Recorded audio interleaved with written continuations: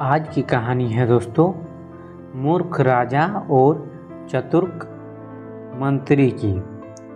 कई सालों पहले नदी के किनारे पर एक द्वितीय नामक नगरी हुआ करती थी। इस नगरी में शासन करने वाला राजा बहुत ही मूर्ख था। वहीं राजा का मंत्री बहुत चतुर था। एक दिन शाम के समय राजा और मंत्री दोनों नदी किनारे टहलते हुए शाम का आनंद ले रहे थे। तभी राजा ने मंत्री से एक सवाल पूछा, क्या तुम बता सकते हो कि यह नदी किस दिशा में और कहाँ तक बहकर जाती है? मंत्री ने राजा को तुरंत जवाब देते हुए कहा कि यह नदी पूर्व की दिशा में बहती है और यह पूर्व देश तक जाती है।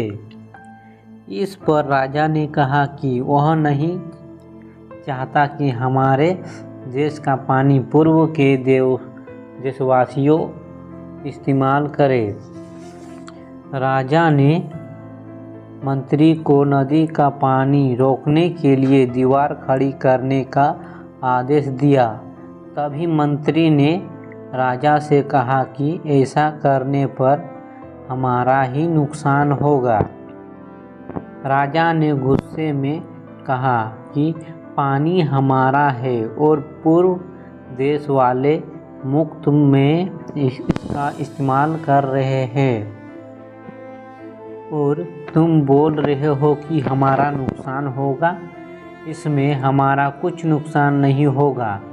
तुम जल्दी से जल्दी नदी में दीवार बनवाने का काम शुरू करवाओ।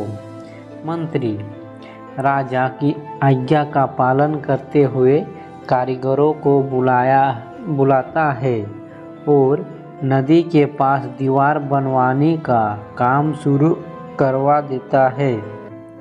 नदी में दीवार बनने का काम तेजी से चलने लगा और कुछ दिनों में दीवार बनकर तैयार हो गई। यह देखकर राजा बहुत प्रसन्न होते हैं, परंतु उनकी मूर्खता के कारण कुछ दिन बाद जब बारिश का मौसम दस्तक देता है तो नदी का पानी पूरे गांव में भरने लगता है। धीरे धीरे पानी लोगों के घरों में घुसना शुरू हो जाता है। इससे परेशान होकर सारे नगरवासियों एकत्रित होकर मंत्री के पास आते हैं। मंत्री उन्हें आश्वासन देता है कि वह इस समस्या का हल ढूंढ निकालेगा।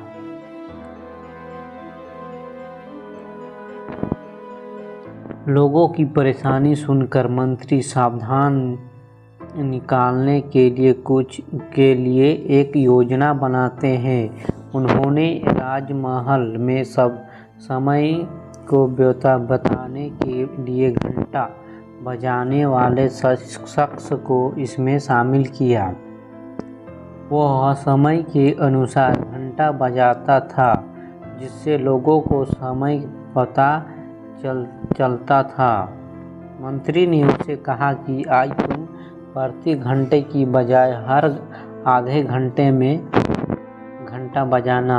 उस आदमी ने मंत्री ने जैसा कहा वैसा ही किया।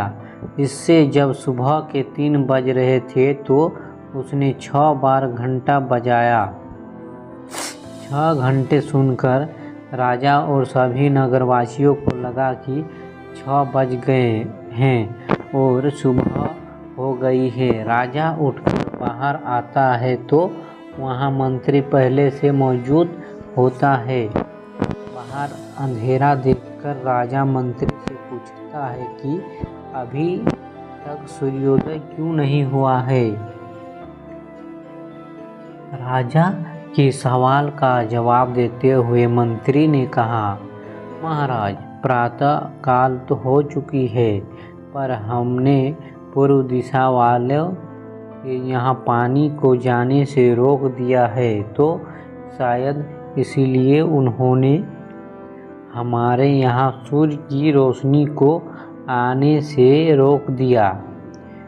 इसीलिए सूर्योदय तो हुआ है पर हमारे देश तक रोशनी नहीं पहुँची है। ऐसा लग रहा है कि अब हमारे देश से सूरज की रोशनी कभी नहीं पहुँच पाएगी। यह सुनकर राजा चिंता में पड़ जाता है और मंत्री से पूछता है कि क्या इसका कोई उपाय नहीं है। तब मंत्री उत्तर देता है कि महाराज, अगर आप नदी का पानी छोड़ देते हैं तो हो सकता है कि वो सूरज को छोड़ देगा। इससे राज्य में फिर से रोशनी आ जाएगी। राजा मंत्री को तुरंत नदी की दीवार तोड़वाने का आदेश देता है। मंत्री कारीगरों को नदी पर ले जाकर उन्हें दीवार तोड़ने के लिए कहता है। कुछ घंटों में कारीगरों ने दीवार गिरा दी और तब तक सूरज के निकलने का समय भी हो गया था। सूर्योदय हो गया। सूर्य की लालिमा देखकर राजा बहुत खुश हुआ और मंत्री को इनाम देने की घोषणा की। राजा ने मंत्री की तारीफ करते हुए कहा कि तुम्हारे कारण हमारे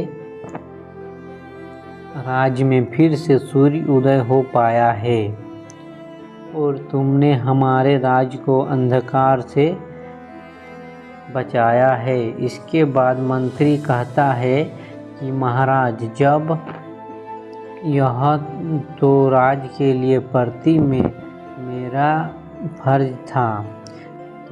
तो दोस्तों, कहानी से सीख,